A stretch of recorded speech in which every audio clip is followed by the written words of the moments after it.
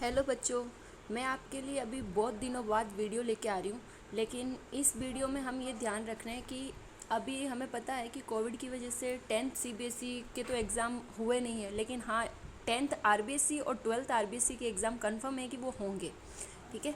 लेकिन अभी जो टाइम चल रहा है ना, ऐसे में क्या होता है, बच्चे जो है वो पढ़ना बिल्कुल ही बंद कर देते हैं। तो हमें ये नहीं करना है। इसीलिए मैंने क्या किया है कि आरबीएसई क्वेश्चन बैंक जो है वो मैं आपके लिए सॉल्व कर रही हूँ 10th के लिए, और इसी तरीके से मैं 12th के लिए भी वीडियो लेके आऊँगी, ताकि घर बैठ के आप अभी से अपनी एग्ज़ाम की जो तैयारी है उसको कंटिन्यू रख पाओ और उसमें कोई किसी तरीके का ब्रेक नहीं आए।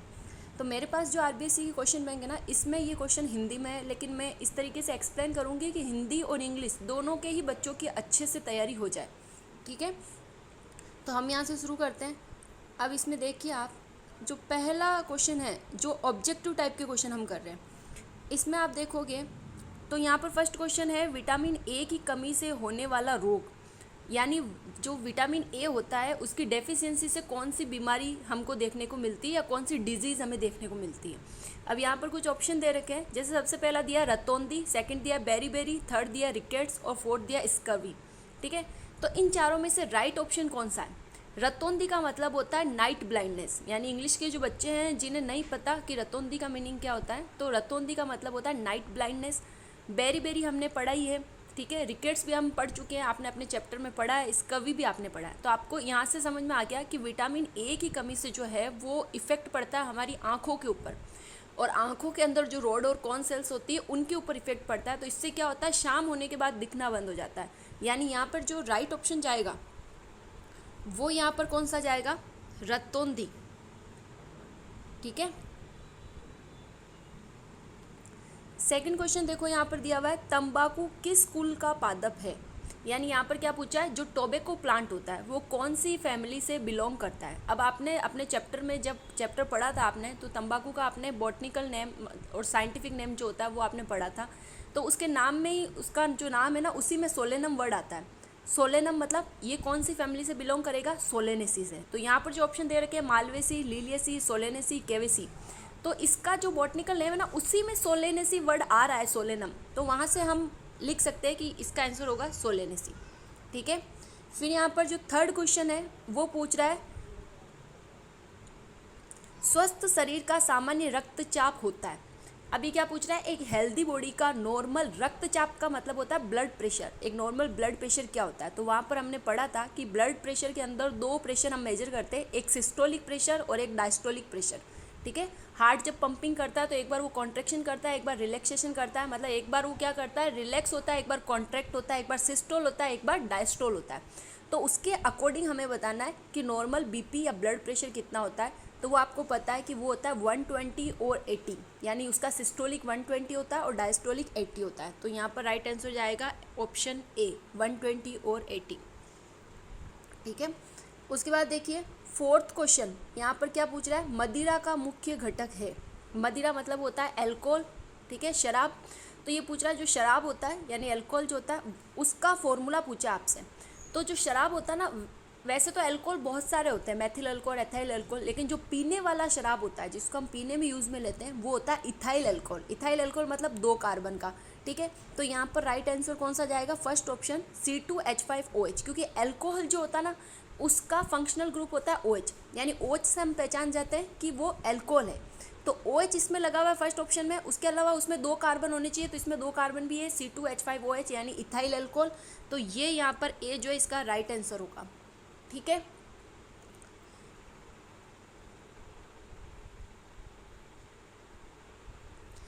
नेक्स्ट क्वेश्चन देखिए, क्वेश्चन नंबर 5। वो यहाँ पर क्या पूछ रहा है, आयोडीन की कमी से कौन सा रोग होता है।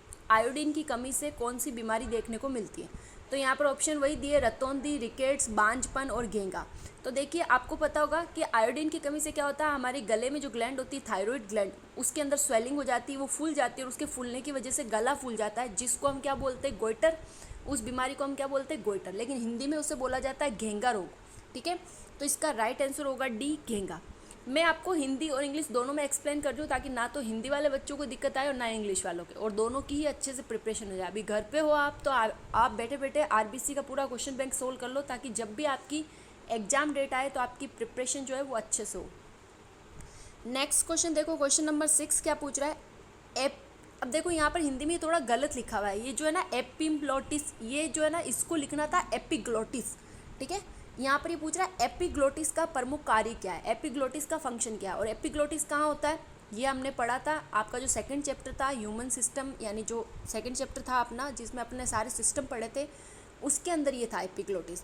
एपिग्लोटिस कहाँ होता है, देखो हमने पढ़ा था कि आगे की तरफ होती है हमारी विंड पाइप मतलब ट्रेकिया, और पीछे की तरफ होती है हमारी फूड पाइप, ठीक है।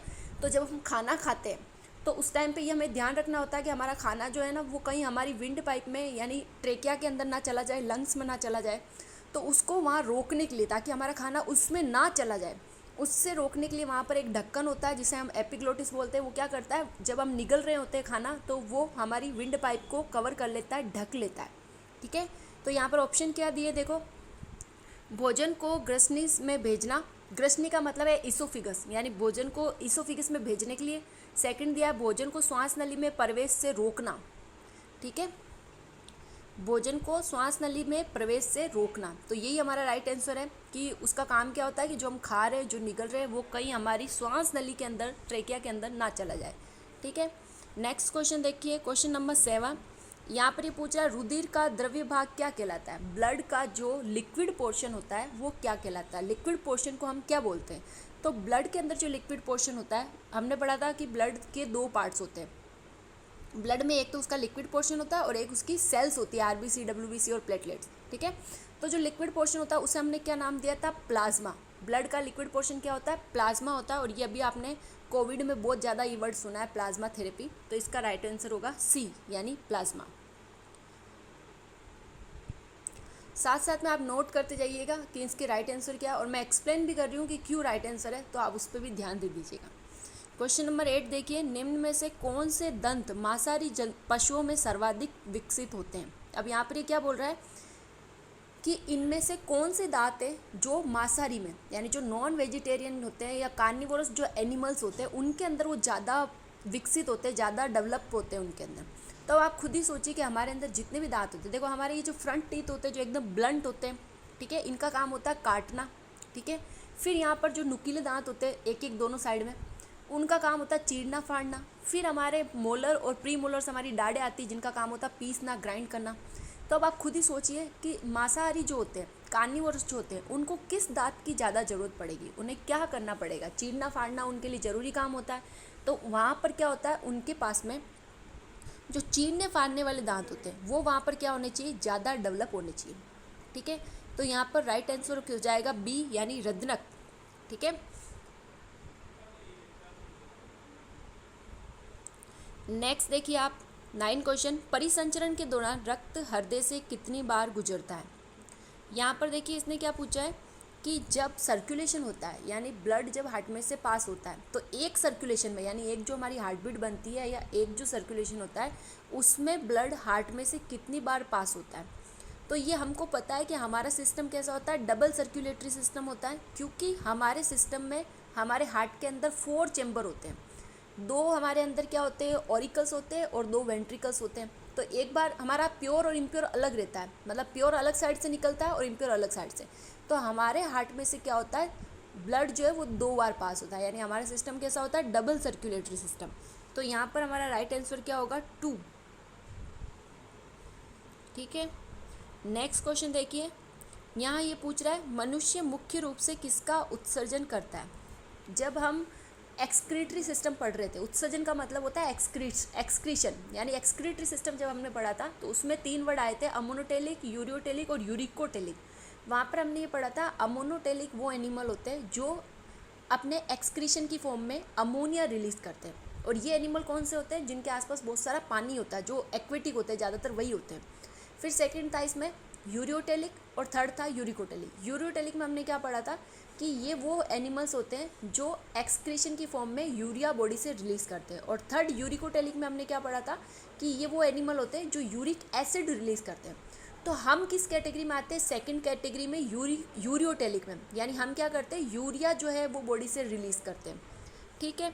तो इसका मतलब इसने यही पूछा है कि मनुष्य जो है वो क्या एक्सक्रीशन की फॉर्म में बाहर निकालता है। तो हमारा जो है ना, आप हम क्या निकालते हैं, यूरिया निकालते हैं, क्योंकि हमारा जो टॉयलेट होता है उसको हम अगर डॉक्टर के पास भी जाए तो वो ये बोलेगा यूरिन टेस्ट, तो हमारा जो यूरिया जो है वो बॉडी से बाहर निकलता है।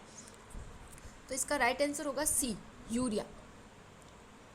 ठीक है, फिर नेक्स्ट क्वेश्चन देखिए, क्वेश्चन नंबर 11, शकरकंद पौधे के किस भाग से प्राप्त होता है? शकरकंद मतलब स्वीट पोटैटो।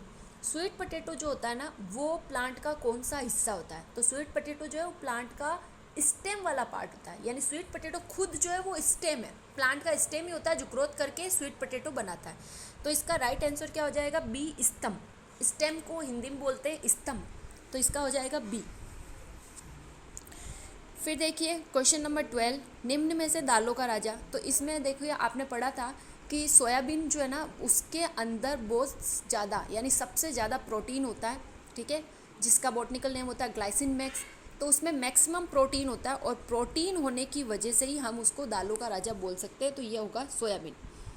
नेक्स्ट देखिए, हल्दी पौधे के किस भाग से प्राप्त होता है? हल्दी भी क्या होता है, प्लांट का जो है स्टेम वाला पार्ट ही होता है, उसे भी स्टेम ही बोलते हैं, ठीक है। हल्दी, अदरक और ये स्वीट पोटैटो, अरबी, ये सारी चीज़ें जो है प्लांट का स्टेम है, आलू ये सब ये स्टेम से बनते हैं। तो हल्दी भी किस में आएगा? स्टेम में, यानी इसका भी राइट आंसर होगा बी। नेक्स्ट क्वेश्चन देखिए 14 नंबर, विश्व में दुग्ध उत्पादन की दृष्टि से भारत का कौन सा स्थान है? यानी मिल्क प्रोडक्शन में पूरे वर्ल्ड में इंडिया का कौन सा पोजीशन है? तो ये था फर्स्ट पोजीशन। इंडिया जो है वो मिल्क प्रोडक्शन में फर्स्ट पोजीशन रखता है, ठीक है। नेक्स्ट क्वेश्चन देखिए 15 नंबर, रेशम कीट पालन किस पौधे पर किया जाता है? ये हमने पढ़ा था सेरीकल्चर, रेशम कीट पालन जिसको हम बोलते हैं सेरीकल्चर। तो हमने वहाँ पढ़ा था कि रेशम जो है ना उसका जो वर्म होता है वो कहाँ पर ग्रोथ करता है? वो करता है मलबेरी ट्री पे। मलबेरी मतलब सहतूत प्लांट। तो इसका राइट आंसर हो जाएगा बी, यानी सहतूत के पेड़ पे पत्तों पर वहाँ पर वो सहतूत को खाता है, मलबेरी ट्री को, और उसकी पत्तियों को खाता है, वहीं पर वो अपने अंडे देता है। यानी जो सेरीकल्चर होता है या रेशम कीट पालन होता है वो सहतूत पर ग्रोथ करता है, ठीक है। अभी तक हमने 15 क्वेश्चन किए, हम इससे आगे और भी क्वेश्चन करेंगे वीडियो में। आप इस वीडियो को अच्छे से कीजिएगा, और अगर आपको कोई दिक्कत हो तो आप कमेंट करके बताइएगा कि अगली बार मुझे क्या चेंजेस करना चाहिए। पढ़िएगा, क्योंकि मैं चाहती हूँ कि आपके जब भी एग्ज़ाम की डेट आए तब तक आपके 10th की जो एग्ज़ाम प्रिपरेशन है वो अच्छे से हो। तो इसको अच्छे से पढ़िएगा, लाइक कीजिएगा, शेयर कीजिएगा और सब्सक्राइब कीजिएगा। Thank you.